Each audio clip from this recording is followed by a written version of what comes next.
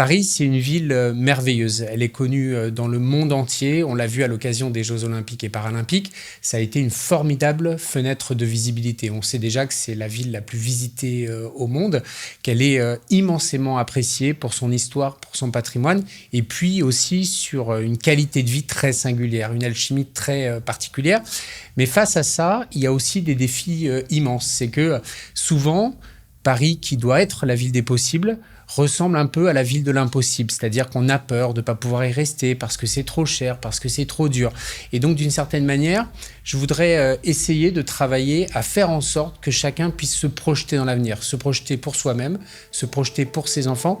Comment faire en sorte de donner à chacun le droit de vivre Paris ? Bonjour à toutes et à tous, bonjour Emmanuel, bonjour à ceux qui nous écoutent, bienvenue dans Paris en Lumière. Tu as décidé de lancer ta candidature pour la ville de Paris. Avant d'entrer dans le vif du sujet, je te propose de te présenter. Est-ce que tu peux te présenter? Merci. Bien sûr, je m'appelle Emmanuel Grégoire, j'ai 46 ans, je ne suis pas né à Paris, je suis né en Seine-Saint-Denis, mais comme beaucoup de Parisiens d'ailleurs, parce que 2 tiers n'y sont pas nés, j'ai toujours eu une passion infinie pour cette ville où, après une enfance en Seine-Saint-Denis et une adolescence en pleine campagne en Charente-Maritime, j'ai posé mes bagages à Paris. Tu viens d'annoncer ta candidature à la ville de Paris. L'idée justement de cette discussion aujourd'hui, c'est que tu nous en dises un peu plus sur ton projet et un peu plus sur tes convictions et tes engagements. Donc, je te propose d'entrer dans le sujet. Oui, l'idée, c'est de proposer un format qui permette de développer sur un temps long une vision de Paris et puis d'engager un dialogue. Les élections municipales, c'est assez loin, hein, c'est en 2026, mais d'ores et déjà, l'idée est de donner quelques lignes de force de l'action que nous souhaitons mettre en œuvre. Je dis nous parce que c'est à la fois moi, mais c'est aussi, vous le savez, 17 élections, l'élection du maire de Paris, il y a les élections dans les mairies d'arrondissement et puis qui donnent le conseil de Paris. On va proposer tout au long de la campagne différents moments de rencontres, d'échanges pour discuter de cette vision de Paris. C'est quoi les défis de la ville de Paris? On parle des défis du quotidien, mais aussi ceux qui vont s'affirmer dans les années qui viennent, à l'horizon de 10 ans, 20 ans, 30 ans, et dont chaque action que nous menons au quotidien doit avoir une influence et doit essayer de nous préparer à ces défis de l'avenir. Et peut-être le premier thème sur lequel j'aimerais qu'on puisse travailler tous ensemble, c'est ce que j'appelle le droit à vivre Paris, pour toutes et tous. Paris, c'est une ville merveilleuse. Elle est connue dans le monde entier. On l'a vu à l'occasion des Jeux Olympiques et Paralympiques. Ça a été une formidable fenêtre de visibilité. On sait déjà que c'est la ville la plus visitée au monde, qu'elle est immensément appréciée pour son histoire, pour son patrimoine, et puis aussi sur une qualité de vie très singulière, une alchimie très particulière. Mais face à ça, il y a aussi des défis immenses. C'est que souvent, Paris, qui doit être la ville des possibles, ressemble un peu à la ville de l'impossible, c'est-à-dire qu'on a peur de ne pas pouvoir y rester parce que c'est trop cher, parce que c'est trop dur. Et donc, d'une certaine manière, je voudrais essayer de travailler à faire en sorte que chacun puisse se projeter dans l'avenir, se projeter pour soi-même, se projeter pour ses enfants. Comment faire en sorte de donner à chacun le droit de vivre Paris ? Parce que tu penses que ce droit de vivre à Paris est menacé aujourd'hui ? Oui, il est un peu menacé parce qu'il y a des phénomènes qui viennent, entre guillemets, contrecarrer, empêcher la façon dont on se projette dans l'avenir. La gauche, elle agit depuis maintenant 4 mandatures à Paris, 2 avec Bertrand Delanoë, 2 avec Anne Hidalgo, et nous avons beaucoup formulé d'efforts pour permettre au maximum de gens de vivre et préserver ce modèle de mixité sociale qui, vraiment, il faut l'avoir en tête, est assez unique au monde, qu'un hypercentre, une capitale mondiale, puisse avoir une telle diversité sociologique est un atout majeur et il faut le défendre coûte que coûte. Elle est menacée, cette mixité sociale, au regard de plusieurs phénomènes. Il y a les phénomènes qui sont ce qu'on appelle la gentrification, c'est-à-dire la pression du marché, l'inflation des prix, notamment de l'immobilier, mais le coût de la vie du quotidien aussi, est évidemment quelque chose qui pèse sur le pouvoir d'achat des ménages. C'est quelque chose qu'on a essayé de contrecarrer, notamment par une politique extrêmement puissante, inédite en France, en faveur du logement social. C'est plus de 140 000 logements sociaux qui ont été produits sur la gauche. Il faut comprendre que c'est quasiment 500 000 à 600 000 Parisiens qui peuvent encore aujourd'hui habiter à Paris, alors qu'ils ne le pourraient pas si nous n'avions pas mené cette politique. Le deuxième, c'est évidemment aussi la question de la qualité de vie en ville. On le sait, la prise de conscience, je crois, est aiguë et Anne Hidalgo l'a beaucoup portée. La question du défi climatique est fondamentale. Pourquoi le défi climatique ? Tout simplement parce que, par notamment le réchauffement climatique, par les phénomènes de pollution en ville, eh bien, ce qui est une ville agréable peut devenir insoutenable lorsqu'elle sera confrontée à des pics de chaleur qui reviendront de façon certaine tous les ans, tous les étés, rendant des appartements très agréables à vivre le reste de l'année inhabitables pendant ces moments où il y a des pics de chaleur. Et puis enfin, il y a un sujet que je crois fondamental qui est celui de l'attractivité économique à long terme. Nous faisons la promotion d'un modèle dit de prospérité partagée. On veut que notre ville soit dynamique sur le plan économique, qu'elle crée de la valeur, mais que cette valeur, elle soit répartie plus justement que les mécanismes naturels de marché. Et deuxièmement, nous souhaitons faire en sorte que ce modèle de développement, il soit soutenable sur le plan environnemental. Qu'est-ce que ça veut dire soutenable sur le plan environnemental ? C'est-à-dire, il doit être beaucoup plus respectueux du patrimoine naturel, de la nature. C'est un moyen de lutter contre les pollutions en général. Il y en a beaucoup. Il y a le bruit, il y a les pollutions atmosphériques, il y a les pollutions du quotidien en milieu urbain. Et puis, tendre vers un objectif qu'on appelle la neutralité carbone. En 2050, nous devons générer très peu de carbone, le moins possible, et avoir des mécanismes de compensation pour obtenir cet objectif de neutralité carbone.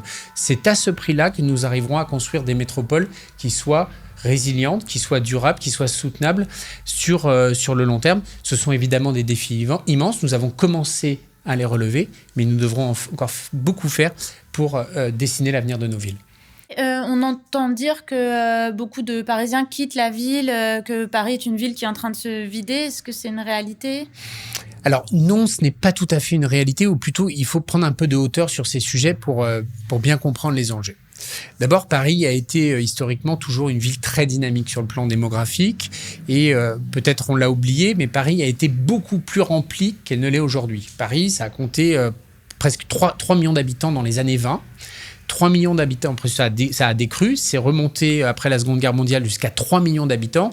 Et donc, ils font comprendre qu'à l'époque, ce signe d'un nombre beaucoup plus important d'habitants, puisqu'on est aujourd'hui à 2,1 millions, c'était pas un bon signe. Pourquoi ? Parce que c'était le prix d'un habitat très insalubre, d'une très grande précarité du logement. Et donc, heureusement qu'on a amélioré considérablement les conditions d'hébergement. Ensuite, il faut apprécier ça à l'aune de la métropole. Il ne faut pas avoir, entre guillemets, les yeux rivés sur Paris intramuros. Nous avons un destin qui est celui de la métropole, dans lequel on le construit.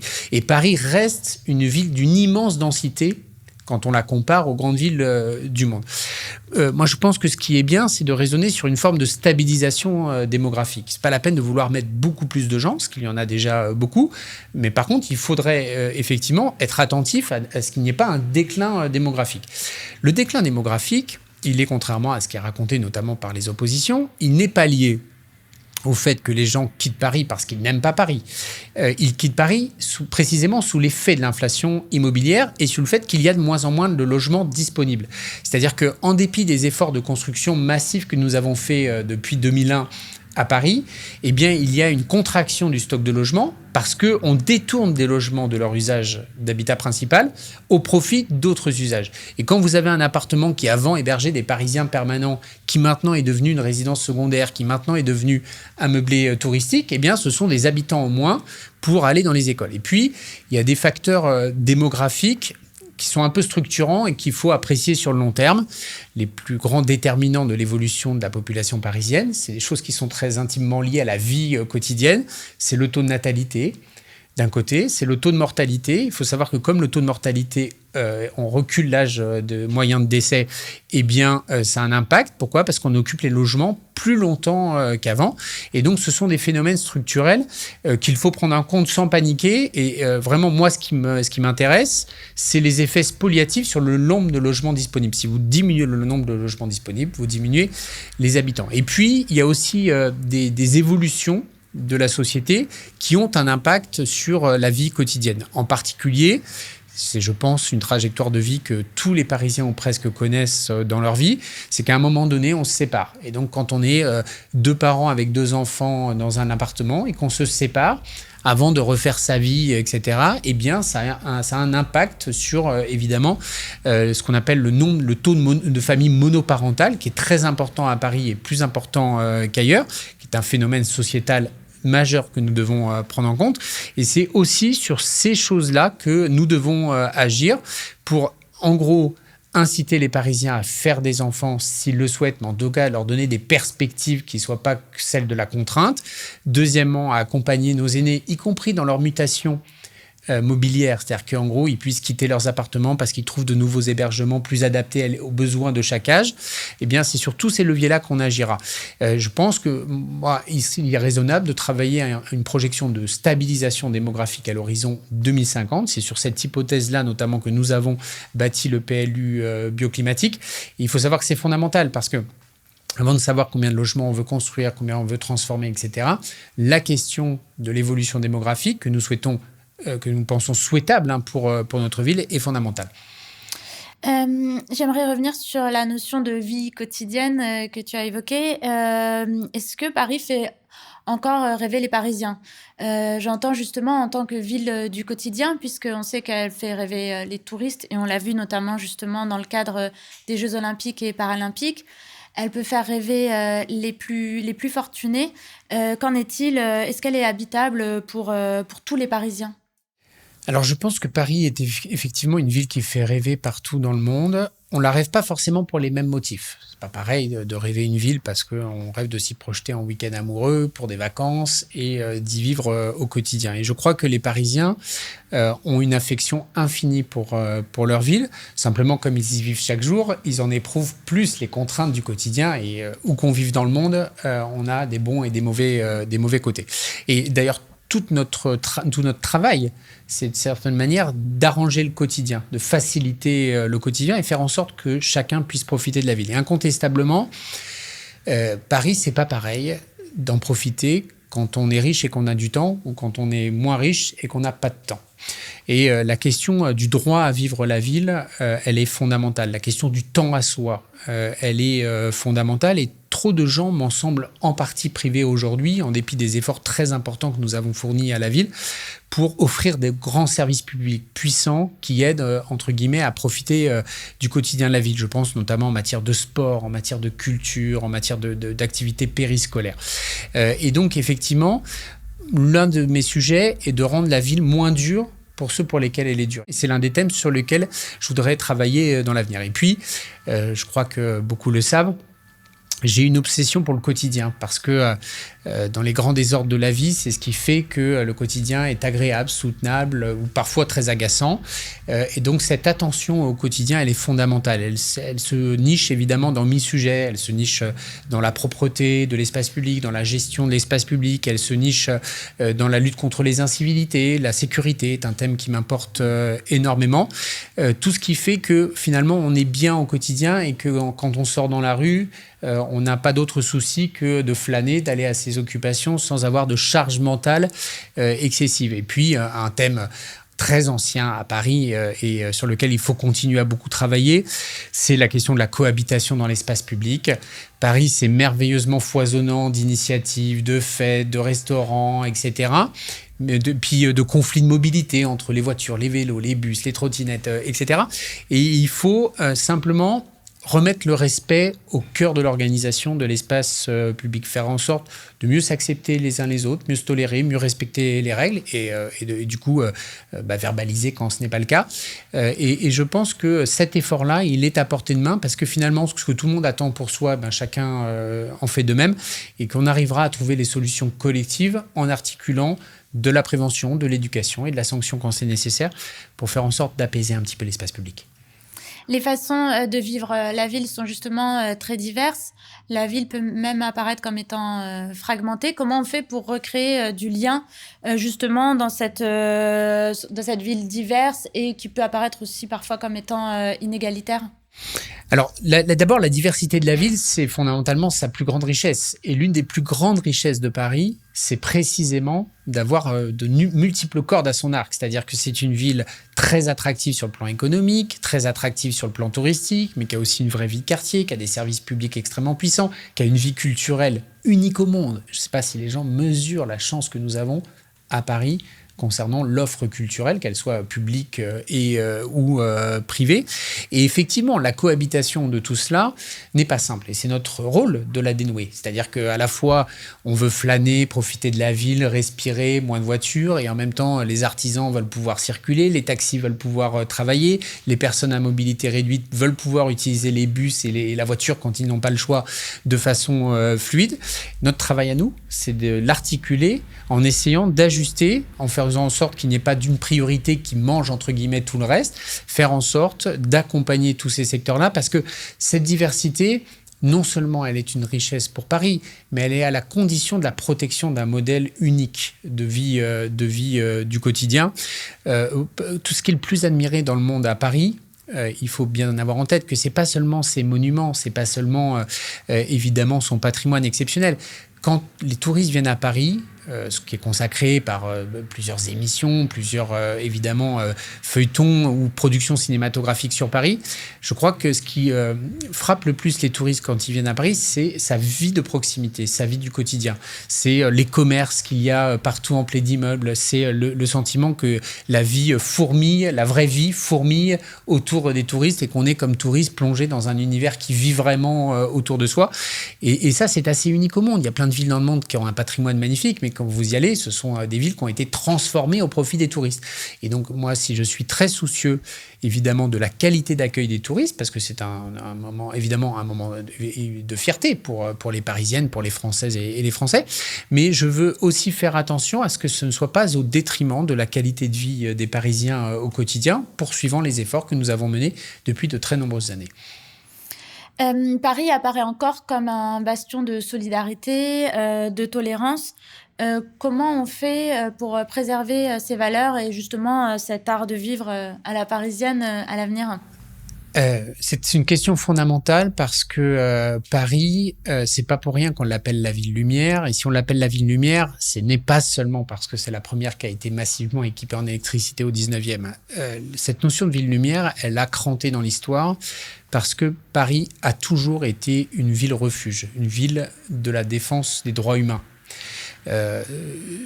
L'occasion pour moi de redire combien l'immigration a été un atout indispensable, indissociable de l'histoire de Paris.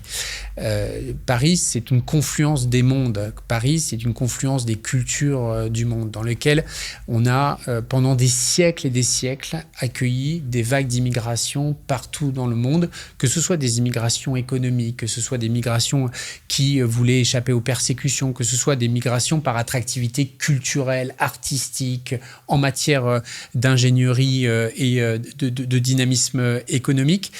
Et la condition pour que Paris reste Paris, c'est évidemment qu'elle reste une ville ouverte au monde. C'est quelque chose qui a beaucoup été défendu par Bertrand Delanoë d'abord, par Anne Hidalgo puissamment également. Paris, c'est une ville dans laquelle on est protégé. C'est une ville dans laquelle on peut, chacun, quelle que soit son origine, de conditions sociales, de conditions culturelles, de conditions cultuelles, dans lequel on peut trouver sa place, l'exprimer librement, la vivre librement, du moment qu'on respecte les autres et du moment qu'on respecte la primauté de la loi républicaine. Paris, c'est un havre de paix. Et c'est vrai que Paris a toujours défendu l'idée d'avoir des grandes politiques de solidarité. Des politiques de solidarité d'abord en faveur des plus précaires. Je pense en particulier aux personnes qui sont sans domicile fixe. Chacun sait qu'il y en a beaucoup à Paris. S'il y en a beaucoup, c'est d'abord parce qu'on ne les chasse pas. Le deuxième axe, c'est évidemment la question de l'accueil des réfugiés.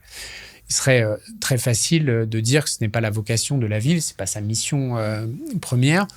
Mais quelle dignité aurions-nous à être la capitale de la France, à être une grande capitale qui prétend rayonner par ses valeurs, si nous abandonnions ceux qui fuient la guerre et la persécution à leur sort, alors que nous pensons qu'ils sont des chances et des atouts pour notre pays. Et d'ailleurs, quand vous dialoguez, il faut quand même que les gens comprennent ça, parce que les débats sont souvent galvaudés.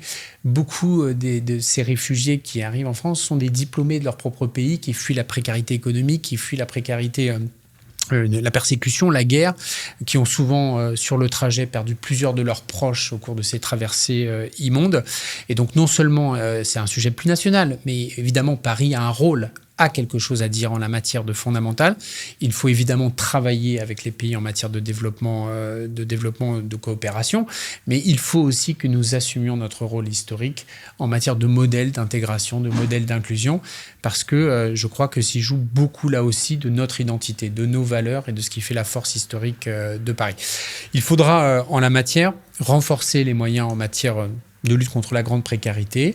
Nous poursuivrons les efforts pour essayer de sortir le plus de gens possible de la rue, avoir des politiques de solidarité. Et moi, j'ai connu mais des dizaines de cas, à la fois de Parisiens ronchonnant parce qu'il y avait un SDF en bar et nous reprochant d'ailleurs de ne pas le prendre en charge, et en même temps être eux-mêmes dans des grands moments de solidarité avec les mêmes SDF. Ce n'est pas un paradoxe, c'est cohérent. On aide les gens et notre objectif à nous, c'est de les sortir de la rue. Eh bien, merci beaucoup Emmanuel et à bientôt. Merci beaucoup et à très bientôt pour de nouveaux épisodes pour approfondir tous ces échanges.